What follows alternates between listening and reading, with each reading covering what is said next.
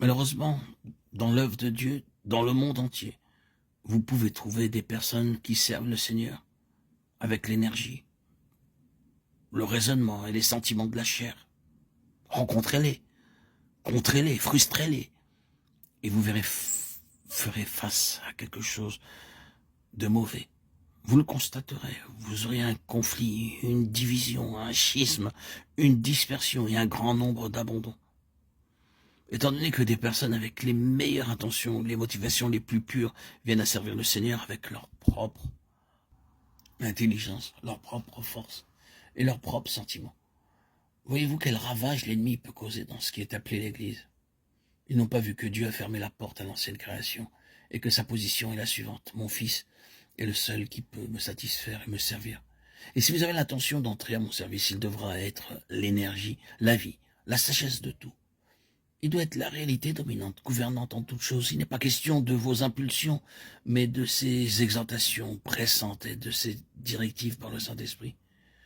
Il ne s'agit pas de vous asseoir et de réfléchir à ce qui pourrait être bon d'entreprendre pour le Seigneur, ce qui devrait être réalisé, ce qui a besoin d'être accompli, mais de ce qu'il vous montre, rien de plus.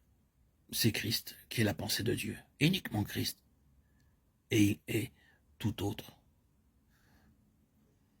C'est là où Dieu commence avec les premiers-nés. Du point de vue de Dieu, le premier-né est totalement autre de l'ancienne création. Or, il ne s'agit pas seulement d'une doctrine, d'une technique, mais de quelque chose, d'une valeur incommensurable. Je ne connais rien d'autre qui ait une aussi grande importance que cette chose spécifique sur laquelle nous attendons durant ce bref instant. Du point de vue de Dieu, l'Église des premiers-nés est quelque chose de totalement autre de ce que nous sommes par nature. Et cette altérité absolue correspond à ce que Christ est. Il est possible que le plus grand problème de la plupart des enfants de Dieu soit de maintenir cette ligne de séparation entre ce que nous sommes en nous-mêmes et ce que Christ est en nous. La grande ligne d'attaque de l'ennemi consiste à continuellement mettre en avant ce que nous sommes, à nous occuper avec cela et ainsi occulter Christ. Dans sa lutte contre Satan, le grand objectif du Saint-Esprit est de mettre en évidence Christ et de nous occuper de lui jusqu'à ce que nous nous oublions. C'est là que la grande difficulté survient chez la plupart des enfants de Dieu. Il y a toujours cette tendance à reculer, à retourner en arrière, qui nous conduit à être centrés sur nous-mêmes, quant à ce que nous sommes, et à nous empêcher d'être focalisés sur Christ et sur ce qu'il est. D'avoir d'une certaine manière cette séparation, ce fossé, cet abîme monstrueux, et la ligne de démarcation effacée de sorte qu'il y a confusion. Dieu commence avec les premiers-nés, cela implique quelque chose de totalement autre de ce que nous sommes. Et il est important de voir ce que Dieu dit, et comment il voit ceux qui sont représentés comme étant en Christ, et en qui Christ est. Quand Christ est en nous, Dieu nous voit à travers Christ. Que nous puissions reconnaître cela.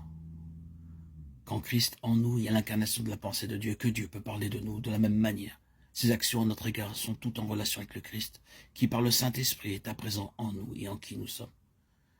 Le fait que le premier-né est invariablement lié à la mort et la résurrection est la façon de Dieu d'exprimer que de son point de vue ce que nous sommes en nous-mêmes par nature est enseveli et que son Fils seul qui prévaut là où nous sommes concernés en tant que ressuscité, le seul qui vit devant Dieu. Aux yeux de Dieu, tout le reste est mort et enseveli. Et Dieu voudrait nous voir prendre cette attitude. C'est Christ qui est la pensée de Dieu, et uniquement Christ. Lui-même a vécu selon ce principe lorsqu'il était ici-bas. Sa compassion était souvent grandement sollicitée, mais il ne répondait jamais à ses demandes avant d'avoir exposé la chose devant le Père et reçu la pensée du Père à ce sujet. À plusieurs reprises, on faisait appel à son raisonnement sur certaines actions qu'il devait entreprendre. Il devait aller à la fête, c'était une chose évidente, tout le monde y allait. S'il ne s'y rendait pas, il s'exposait lui-même aux malentendus et aux mauvaises interprétations. « Mon temps n'est pas encore venu. » Jean 7,6 répondit-il. Une fois qu'il partirent, alors il monta secrètement. Il ne leur a pas joué un tour, il ne les a pas trompés, il s'assurait que la voie qui le dirigeait n'était pas celle d'une habitude du peuple, mais celle du Père qui le gouvernait. Remarquez combien Christ est autre des hommes, autre de ce que nous sommes. Il est le tout autre. Vous et moi ne devons pas porter et offrir notre ancienne création à Dieu dans l'espoir que Dieu l'utilise. Dieu commence avec la naissance.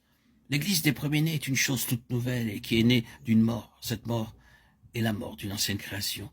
Et la résurrection n'est pas une sorte de réanimation d'une ancienne création, mais la résurrection de quelque chose qui provient entièrement de Dieu. Bien évidemment, ceci est en grande partie le côté négatif, celui qui interdit, celui qui s'oppose, celui qui coûte. Il y a l'autre côté, la réalité grande et bénie, qu'à l'opposé de ce que nous sommes par nature, nous trouvons Christ en tant que sujet de la préoccupation de Dieu et celui du centre d'intérêt du Saint-Esprit.